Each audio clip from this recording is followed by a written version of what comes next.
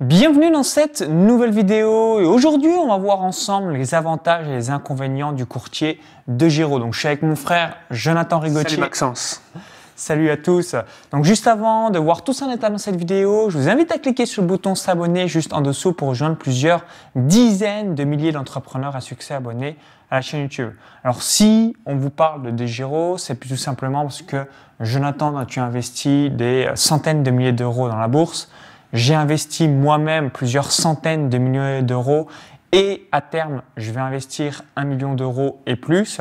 Et évidemment, comme vous en doutez, comme je vous le dis régulièrement, concernant la bourse, j'écoute Weekend, j'écoute mon frère. Moi, ma zone de génie, c'est principalement le business internet, donc c'est pas mon domaine d'expertise. Et je suis donc comme Jonathan, Interactive Broker, mais on le recommande Interactive Broker principalement pour ceux qui investissent en société et ceux qui ont un gros capital parce que c'est usine à gaz en termes de documents et en termes d'interface, on se croirait en 1980. Alors que DeGiro, c'est intuitif, rapide, clair, bref, c'est merveilleux. Je laisse Jonathan juste rapidement te présenter pour les gens qui ne te connaissent pas, puis ensuite tu vas nous donner les avantages que tu ressens toi en tant qu'utilisateur client de ce courtier. Salut Maxence, merci pour la vidéo parce que c'est souvent moi qui explique à Maxence les avantages de tel courtier ou de telle stratégie au niveau de la bourse. Donc là, il m'a dit que c'était une bonne idée de faire un point pour vous présenter le courtier que je vous recommande. C'est tout simplement DeGiro. Pourquoi ce courtier et pas un autre? Tout simplement, déjà, première chose, comme tu l'as dit Maxence, c'est très facile pour s'inscrire quand on compare avec d'autres courtiers, notamment Interactive Brokers ou d'autres. Il y a beaucoup de documents qui sont demandés, alors qu'avec DeGiro, vous pouvez vous inscrire en quelques clics. Si vous avez déjà utilisé les banques nouvelle génération, N26, Bunk, TransferWise, Revolut, et il y en a d'autres, vous savez qu'en quelques minutes, vous pouvez avoir votre compte bancaire. DeGiro, c'est quasiment du même niveau. Vous téléchargez l'application, vous suivez les instructions et ensuite, c'est bon, vous avez votre compte. Donc, c'est extrêmement rapide, extrêmement simple et vous pouvez tout simplement investir très vite. Un autre avantage... Alors, on va récapituler. Donc, avantage numéro 1, ouverture d'un compte en quelques clics. Ouais. On vous a mis le lien dans la description juste en dessous pour, à la fin de la vidéo, vous inscrire et faire vos premiers pas en bourse. Alors, avantage numéro 2.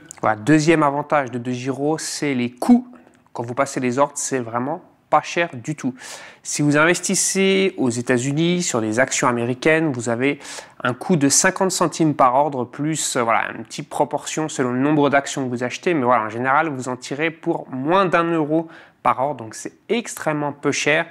Même si vous investissez en France sur Euronext Paris, c'est quelques centimes par ordre. C'est vraiment pas du tout élevé. Donc, ça, c'est extrêmement intéressant puisque quand on est investisseur en bourse, notre intérêt, c'est de minimiser les coûts puisque de toute façon, ça revient au même. Quand on place un ordre, s'il nous coûte 20 euros ou quelques centimes, ça ne change absolument rien. On a exactement les mêmes titres. Donc, notre intérêt, c'est de minimiser au maximum les coûts. Donc, quand on compare avec d'autres courtiers, DeGiro, c'est vraiment ce qu'il y a de moins cher. Vous pouvez regarder, je ne sais pas, tous les concurrents, Saxo Bank, Bourse Direct, Bink, etc. À chaque fois, DeGiro, c'est celui qui arrive en tête. Donc, c'est pour ça que je le recommande.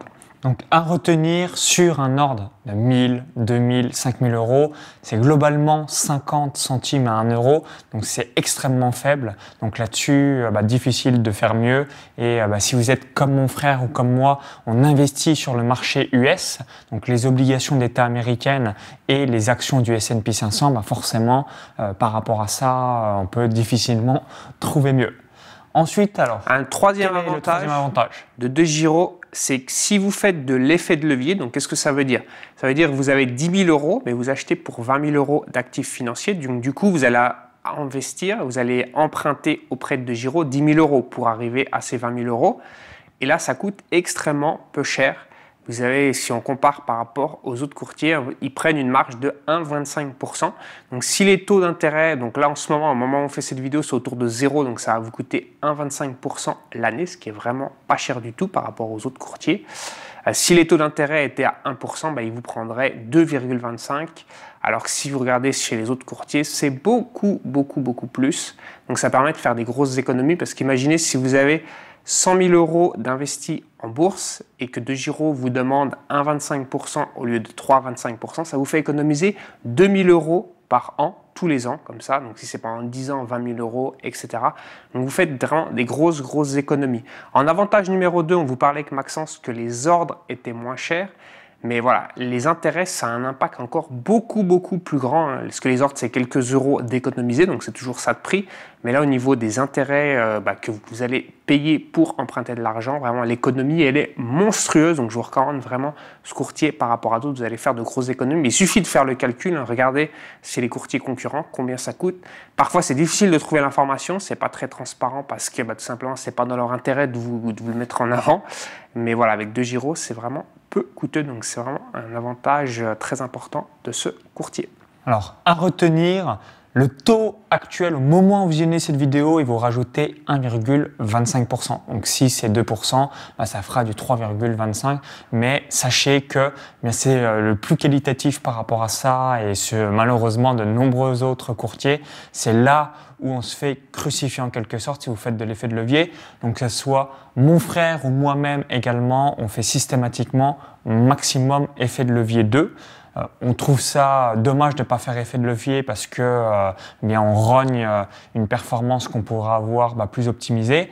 Et inversement, si vous faites un effet de levier supérieur à 2, vous allez commencer à prendre des risques démesurés en quelque sorte ou vous faire quelques frayeurs, notamment lorsqu'il y a une crise financière et du coup, autant quand même faire un petit effet de levier pour optimiser la performance, mais tout en n'ayant aucune frayeur. Voilà, ça c'est important. Voilà, comme disait Maxence, c'est intéressant d'utiliser l'effet de levier, d'emprunter l'argent du courtier. Ça se fait beaucoup dans l'immobilier.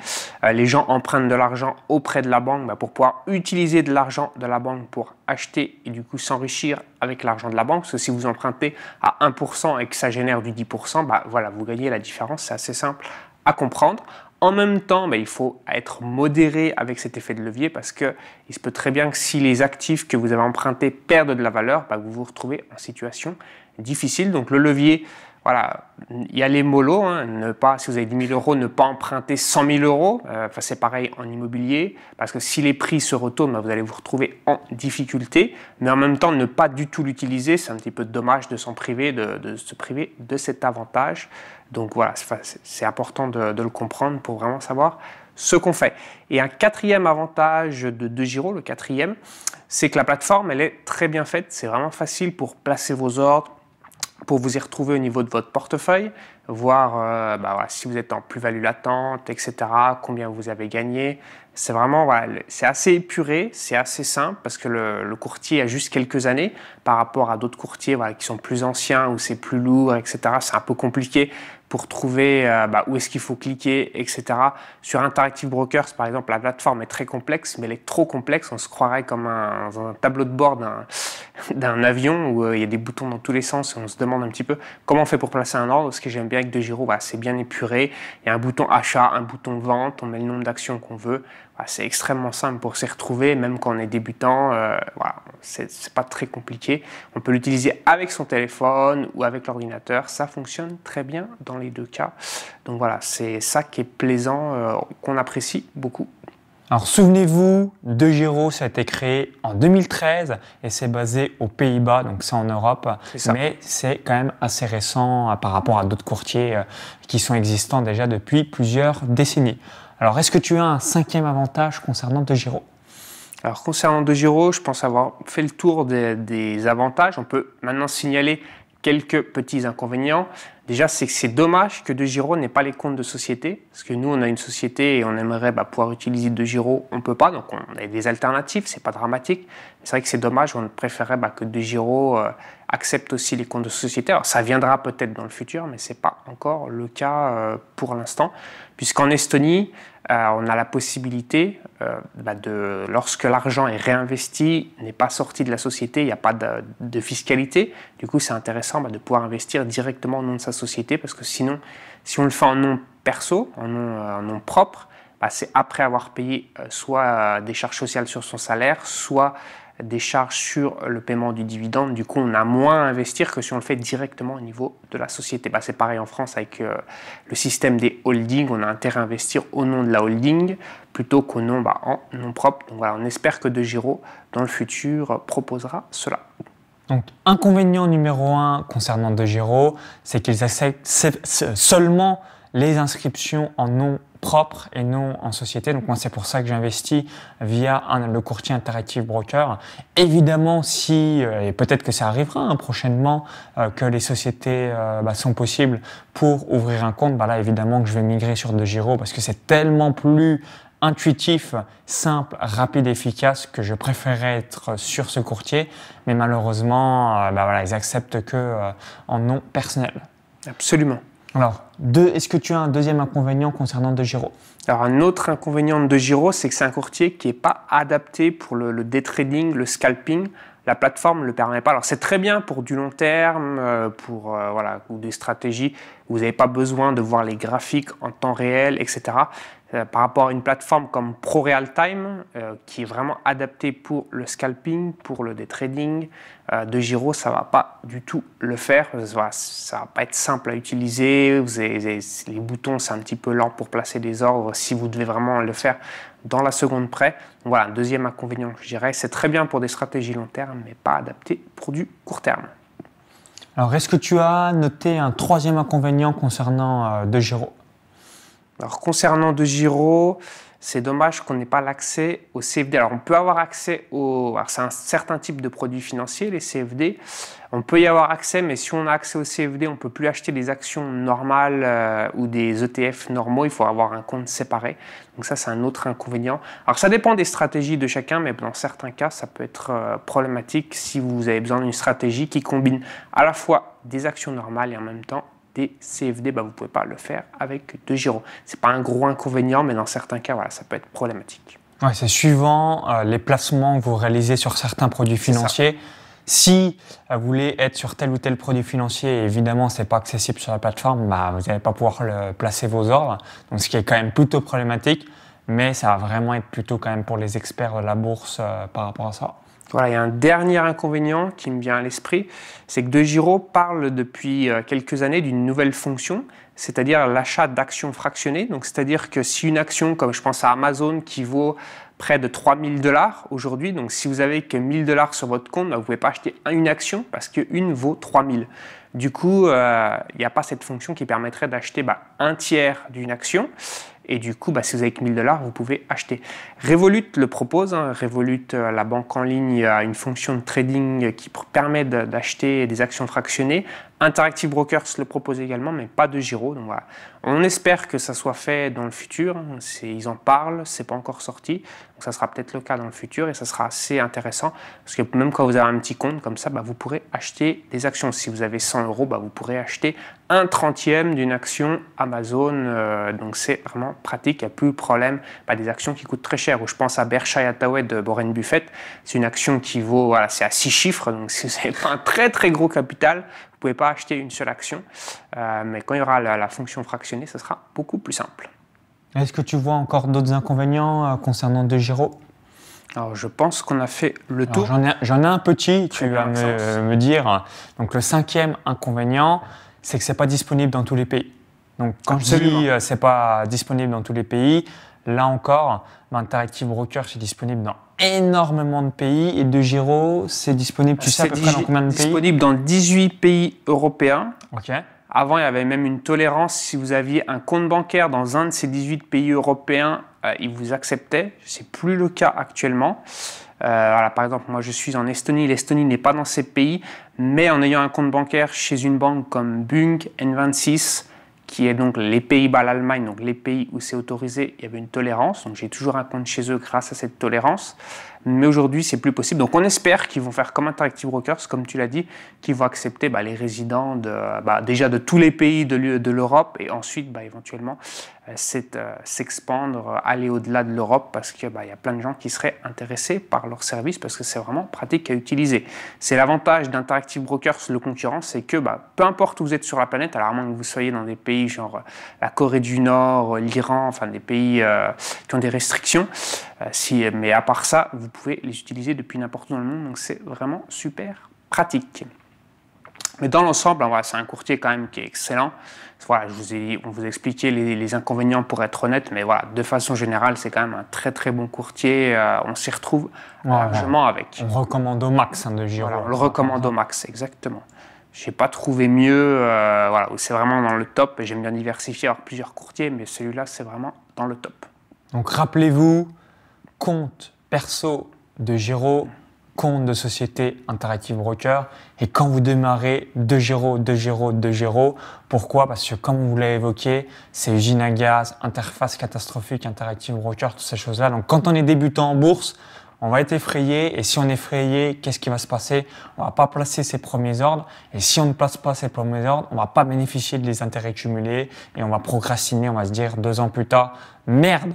Pourquoi j'ai pas mis soit mon ETF ou toutes ces choses-là? Et du coup, c'est quand même dommage de ne pas avoir des revenus passifs qui tombent tous les mois, parce que c'est ça la magie de la bourse, c'est qu'on s'enrichit. Là, concrètement, l'argent ne tombe pas du ciel. La bourse, c'est l'argent tombe du ciel. C'est complètement passif. Évidemment, il faut avoir un capital, mais dès que vous avez un capital, donc Jonathan le vit, je le vis, on gagne des dizaines et puis une dernière petite de milliers précision qui d'euros. me vient à l'esprit que je n'avais pas pensé au départ, c'est que nous, on n'est pas résident fiscal en France, mais il y a beaucoup d'entre vous qui nous regardez être résident fiscal en France. Il n'y a pas le PEA, voilà, je préfère le dire. Alors, ils vont peut-être le mettre en place, mais aujourd'hui, si vous demandez est-ce qu'il y a le PEA, non, il n'y a pas le PEA qui est disponible avec de Giro. Et il n'y a pas l'IFM, c'est le document, ou l'UFM, je ne sais plus. L'IFU. L'IFU, voilà, merci Maxence de ton aide. Il n'y a pas le document l'IFU pour la déclaration d'impôt. Voilà, petite précision pour les gens qui nous regardent. Nous, ça ne m'était pas venu spontanément, vu que je ne suis pas concerné, mais voilà, je sais que c'est le cas pour vous. Du coup, voilà, sachez-le si vous l'utilisez. Après, ce n'est pas des gros soucis, mais voilà, comme ça, vous le savez. Est-ce que tu as une dernière précision ou tu as tout évoqué? Je pense qu'on a fait le tour. En tout cas, voilà, je vous recommande ce courtier. Même si tout n'est pas parfait dans l'ensemble, ça fonctionne très très bien. Merci d'avoir visionné cette vidéo. Donc, si vous l'avez apprécié, cliquez sur le petit bouton like juste en dessous. Merci par avance, ça nous permettra d'avoir votre feedback. Si vous avez déjà utilisé le courtier de Giro, dites-nous dans les commentaires juste en dessous quels sont les avantages et les inconvénients pour vous du courtier de Giro. Comme ça permettra d'avoir la vidéo la plus synthétique et détaillée possible et par la même occasion d'avoir un retour d'expérience d'autres investisseurs boursiers. Si vous n'êtes toujours pas inscrit chez un courtier, comme on vous le recommande avec mon frère, on a mis un lien dans la description juste en dessous. Vous cliquez sur ce lien, vous enregistrez, vous allez envoyer 1 ou 2 documents, tout est expliqué sur la plateforme de Giro. Et comme ça, vous allez pouvoir placer tous vos ordres de bourse. Si vous visionnez cette vidéo, également, je vous invite à regarder la page de présentation du club privé en revenu passif. Donc là, très simple, la stratégie de bourse qu'on peut vous conseiller, que vous pouvez faire à vie, même si aujourd'hui vous avez un capital qui est faible ou alors vous voulez juste vous familiariser et comprendre les bases de la bourse avec un petit capital, eh bien il y a le lien dans la vidéo YouTube ou encore un deuxième lien dans la description. Ça vous redirigera directement sur la page de présentation du club privé revenu passif. Donc vous pouvez faire 50% de votre capital sur les actions du S&P 500, 50% de votre capital sur les obligations américaines. Vous êtes couvert, vous allez avoir une rentabilité d'environ 10% par an minimum si vous réalisez un effet de levier 2, et ce qui vous permettra tous les ans de bénéficier des intérêts cumulés. Donc on vous dit à tout de suite sur la page de présentation du club privé revenu passif. Au plaisir et bonne inscription sur le courtier de Giro. Bon investissement en bourse. Bye bye. Bye bye.